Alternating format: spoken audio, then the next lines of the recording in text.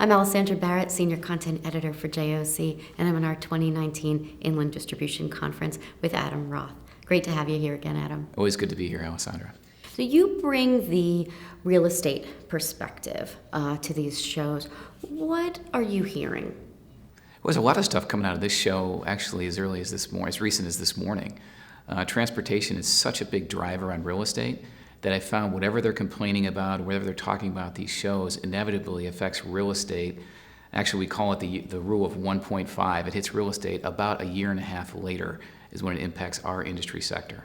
So as you've been at the conference this morning, what are the concerns that you're hearing that are going to impact real estate? Actually, some big stuff. IMO 2020 is a big issue that actually takes effect January 1st of 2020. It can't be pushed back. They're going to have more stringent fuel regulations on ocean shippers, and that's going to affect diesel pricing. And here it is, October 22nd, and they're not sure how the pricing impact is going to affect us domestically. That's a pretty big deal. There's also in 2020 going to be a new drug and alcohol clearinghouse for truck drivers, which is going to negatively impact the driver capacity rule. ELD is in full swing, and PSR is now another hot topic at this morning's show, which is going to change the landscape of domestic distribution, which then in 1.5 years is going to change the landscape of site selection where companies locate. So what about e-commerce? What do you see happening there?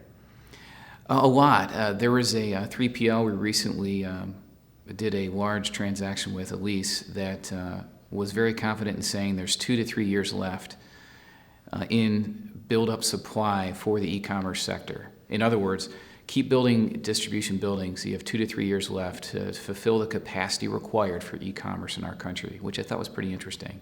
What has been the biggest change to the industry from your perspective this year?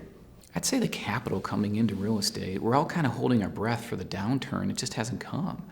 I still feel confident we have another couple years to go in this run at least. And the tenant activity has really been consistently active on the coast, and over the last 2 to 3 months has tremendously picked up in the larger footprint size in the Chicago and Midwest region.